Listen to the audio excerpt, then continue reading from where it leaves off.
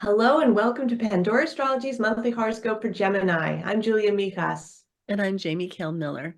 Well, hey, Gemini, if you missed your annual birthday reading this year, it's not too late to benefit from a look at your solar return birthday chart, even pretty early in this year, so that you can know what's coming and get a feel for it and really become the driver of it.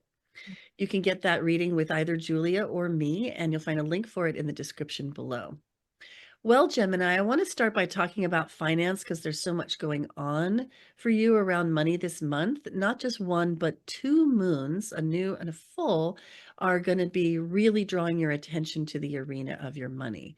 The first one happens on July 5th during a new moon in Cancer, sitting right there in your second house of money, bringing a lot of emotion to this arena, perhaps some emotional impulsivity, but also potentially some new starts, some fresh beginnings, which can feel pretty great. But I want to let you know that this is happening in a greater context, which is that Ceres has gone retrograde in your eighth house. And Ceres is the asteroid goddess of money, of finance, and your eighth house is the arena of monies that you share with other people. She's pretty uncomfortable in this area. And so I think under this moon, with Ceres coming into opposition while retrograde with that new moon in Cancer, you're going to feel a lot of tug of war about, does this money belong to me? What belongs to my partner? What is the best way to share? How do we keep things equal? Does it even make sense to have a goal of having them be equal? And is everybody acting trustworthy? And those themes are going to come up again in the full moon happening at the end of the month, but I'll get there in a minute. Now, Venus is traveling along through your second house, along with the sun in the early part of the month. Venus loves to be in your second house because she is a traditional ruler of this house.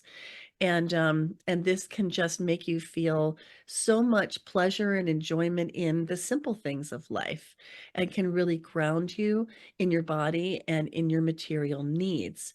And it can be also quite pleasant, this transit, as well as making you more attractive in the area of money, like attracting money. So Venus is in your second until July 11th, at which point she moves on into the third house. The sun continues in your second house until July 22nd, continuing to light up this house and bringing a lot of your attention to it in a useful way. And then getting back to that full moon is happening in Capricorn in your eighth house, opposite the sun in your second house. So once again, these push me, pull you, tug of war themes around money and what money is yours and how can you put a healthy boundary around it, and what money is shared or pooled in terms of partnerships or even investments, and how do you trust the places where you put your money and your value. So there may be some back and forth about that later in the month. Julia, what's going on with relationships and career for the Geminis out there? Well, hey, Gemini, when it comes to relationships, that Jupiter who rules your seventh house of partnership is now in your first house of self. So you're actually quite focused on numero uno right now. You might be a lot more assertive, a lot more independent in your relationships, maybe even a little less interested in relationships.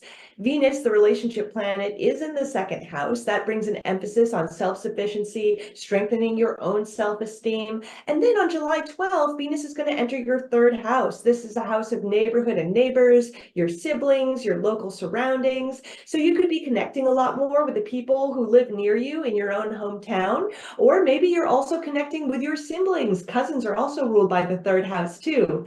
Now, a very fast and direct Juno, the marriage asteroid, is in your fourth house. So if you currently are in a long-term relationship, you guys might be a lot more domestic together, a lot more homey together, because the fourth house is a very hidden, very personal place. It's not going out and painting the town red. It's just being a little bit more subdued at home. Then by July 30th, Juno is going to make a beautiful trine with Uranus, adding some spontaneity, some innovation into your relationships, while the moon conjoins Jupiter. So super nice time to have a party at home with your partner. Oh, and then when it comes to career, Saturn is retrograde in your 10th house of career, along with Neptune retrograde in your 10th house.